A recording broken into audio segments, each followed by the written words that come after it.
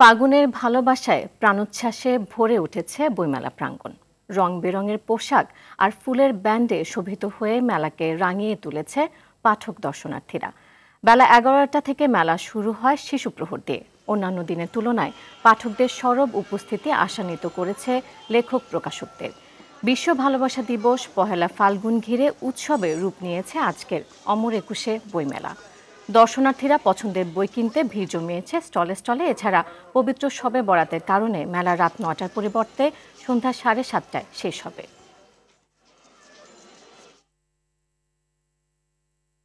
দর্শক, এই মুহূর্তে বইমেলা প্রাঙ্গণে আছেন সহকর্মী সাদিয়া কানিজ, সরাসরি যুক্ত হচ্ছেন তিনি।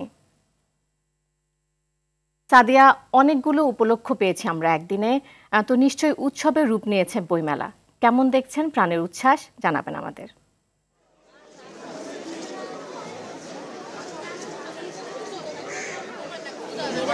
প্রাণের টানেই ছুটে আসে এই বইমেলায়। আর আজকে উপলক্ষ পেয়েছে ভালোবাসা দিবস এবং ফাল্গুন, সেই উৎসবের রঙে ভরপুর বইমেলা প্রাঙ্গণ। আমরা দেখতেই পাচ্ছি তাদের পোশাক পরিচ্ছদে যেমন ভালোবাসার রং, তেমনি ফাল্গুনের রঙও ছড়িয়ে পড়েছে।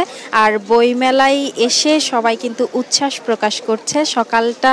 বইমেলার সকালটা শুরু হয়েছিল শিশু চত্বরের আয়োজন দিয়ে। তারা পাপেট শো দেখে অনেক আনন্দ করেছে। শিশুরা আমাদেরকে জানিয়েছে তারা তাদের পছন্দের বই কিনেছে, বাবা মার হাত ধরে ঘুরে ঘুরে তারা কিনতে পেরে আনন্দিত। আর আপনি জানেন, বাঙালির দীর্ঘদিনের ঐতিহ্য ইতিহাস ধারণ করে এই বইমেলা। সেই কারণে কিন্তু বাঙালি প্রাণের টানেই ছুটে আসে বইমেলা প্রাঙ্গণে। আর এই ইটকাঠের শহরে একটু উপলক্ষ খোঁজে বাঙালি আনন্দ উৎসবে মেতে ওঠার। সেই কারণে কিন্তু আজ যেহেতু দুটো উপলক্ষ, সেই সাথে ছুটির দিন, সবাই কিন্তু ছুটে আসছে। সবার সময় হয় না বইমেলায় আসার অন্যান্য দিনে, কর্মব্যস্ত দিনে। তো সেই জায়গা থেকে আজকে শুক্রবার হওয়ায় সবাই কিন্তু পরিবার পরিজন নিয়ে ছুটে আসছে, বন্ধু বান্ধব নিয়ে আসছে। আর ফাল্গুন হওয়ায় সবার সাজ পোশাকেও আমরা সেই আনন্দই দেখতে পাচ্ছি। এবং আসলে জ্ঞান আর আনন্দ উৎসবে মেতে ওঠার দিন আজ।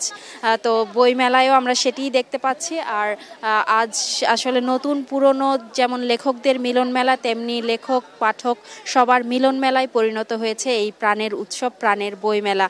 আর বিভিন্ন ধরনের বিজ্ঞানধর্মী, গবেষণাধর্মী, ইতিহাস ঐতিহ্য সহ বিভিন্ন ধরনের বিভিন্ন লেখার বই কিন্তু বেরিয়েছে। এবার নতুন নতুন লেখকের বই বেরিয়েছে যেমন, তেমনি পুরনো লেখকদের বইও কিন্তু স্থান পেয়েছে এই বইমেলায়। তো সেই কারণে কিন্তু একসাথে এত বইয়ের সংগ্রহ, এত বইয়ের সমারোহ দেখে লেখক পাঠক সবাই খুশি।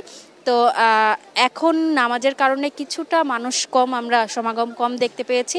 হয়তোবা আরও কিছুক্ষণ পরে মানুষের সমাগম আরও বৃদ্ধি পাবে এমনটি মনে হচ্ছে। তো নীরা, বইমেলা প্রাঙ্গণ থেকেই ছিল আমার কাছে সর্বশেষ।